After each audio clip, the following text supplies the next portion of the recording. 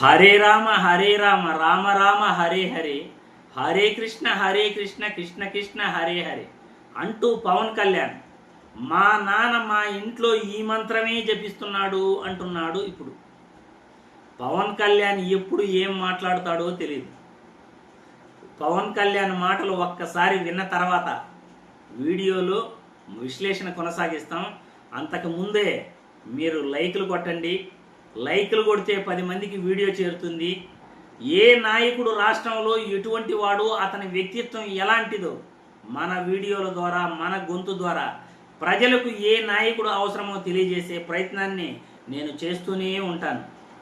పవన్ కళ్యాణ్ పైన ఎన్నో ఆశలు పెట్టుకున్న రాష్ట్రంలో ప్రతి ప్రజానికానికి పవన్ కళ్యాణ్ ఎటువంటి వ్యక్తి, ఆయన ఎప్పుడు ఎలా మాట్లాడుతాడు ఒక్కసారి ఈ వీడియో చూడాల్సిందిగా నేను ఈ వీడియో ద్వారా కోరుతున్నాను. పవన్ కళ్యాణ్ మాటలు విన్న తర్వాత మళ్ళీ మనం విశ్లేషించుకుందాం. Hanuman, maybe because of Hanuman, I think I was called here. And all through my childhood, the Taraka mantra, Hare Rama, Hare Krishna, Krishna Krishna, Hare Hare, Hare Rama, Rama Rama, Hare Hare. That's what my father used to sing when I was fallen sick. When I used to fall sick, he used to put me on his lap. That was the only Taraka mantra. Then I used to, apart from the medicines, I think that's what my childhood memory is. How could I get healed from many diseases?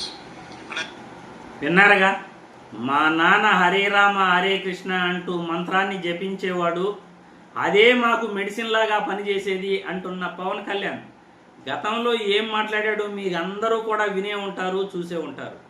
మా నానమ్మ దీపం వెలిగిస్తే దేవుడు ముందు దీపం వెలిగిస్తుంటే అందులో cigarette కాల్చుకునేవాడు మా నాన్న. దేవుడంటే మా నాన్నకు నమ్మకం లేదు, అటువంటి వ్యక్తి మా నాన్న అని చాలాసార్లు పవన్ కళ్యాణ్ వివిధ సభల్లో చెప్పాడు. మీరందరూ విన్నారు, నేను కూడా పదే విన్నాను. ఇప్పుడేమో రామనామం మా ఇంట్లో మా నాన్న తారక మంత్రం లాగా జపిస్తుంటాడు, అదే మాకు మెడిసిన్ అంటున్నాడు.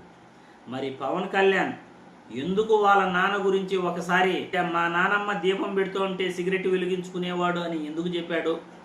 ఇప్పుడు వాళ్ళ నాన్నకు రామభక్తుడు, హనుమాన్ భక్తుడు అని ఎందుకు చెప్పుకుంటున్నాడు? మా నాన్నకు అసలు దేవుడిపైనే నమ్మకం లేదన్న వ్యక్తి ఇప్పుడు వాళ్ళ నాన్నకి దేవుడి పైన నమ్మకం ఉంది, మా ఇంట్లో రామనామమే జపించేవాళ్ళం, హనుమాన్ మంత్రం జపించేవాళ్ళం అని ఎందుకు అంటున్నాడు? పవన్ కళ్యాణ్ వివిధ సందర్భాలలో వివిధ రకాలుగా ఎలా మాట్లాడగలుగుతాడు మీరందరూ కూడా గతంలో చూశారు, ఇప్పుడు చూస్తున్నారు. పవన్ కళ్యాణ్ యొక్క ఉద్దేశం ఏంటి? జనాలు మర్చిపోతారు మనం మాట్లాడింది అనుకుంటాడా? లేకపోతే మనం ఏం మాట్లాడినా జనాలు వింటారులే అనుకుంటాడా? మనం ఏం చెప్పినా జనాలు కొడతారులే అనుకుంటాడా?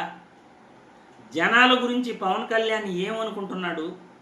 మనం సినిమా హీరో, ఒక టాప్ హీరో, మనం ఏం చెప్పినా జనాలు నమ్మేస్తారు, మనం ఏ సభలో ఏం మాట్లాడినా, ఏ సందర్భానికి ఎలా మాట్లాడినా జనాలు మనల్ని ఫాలో అయిపోతారు అనుకుంటాడో ఏమో తెలియదు. కానీ వివిధ సభల్లో వివిధ రకాలుగా పవన్ కళ్యాణ్ మాట్లాడుతూ తన వ్యక్తిత్వాన్ని తానే బయటపెట్టుకుంటున్న పవన్ కళ్యాణ్ ఎలాంటి వాడు మీరందరూ కూడా చూస్తున్నారు. మీ అభిప్రాయాలని కూడా కామెంట్ల రూపంలో తెలియజేయాల్సిందిగా నేను ఈ వీడియో ద్వారా మీ అందరినీ కూడా కోరుతున్నాను. ఎందుకంటే రాజకీయాలలో ప్రతి వ్యక్తికి నిబద్ధత ఉండాలి. తాను మాట్లాడే మాట పట్ల, తాను నడిచే నడవడిక పట్ల నిబద్ధత కలిగి తనను చూసి ఆదర్శంగా ఎంతమంది నడుస్తారో అలా నడిపించుకునే నాయకుడే ఒక గొప్ప నాయకుడు అవుతాడు. తనను చూసి ఫాలో అవ్వాలి. అరే మా నాయకుడు ఈ మంచి చేశాడు, మా నాయకుడు ఒక మాట మాట్లాడితే అందులో అబద్ధం ఉండదు అని జనాలు నమ్మాలి.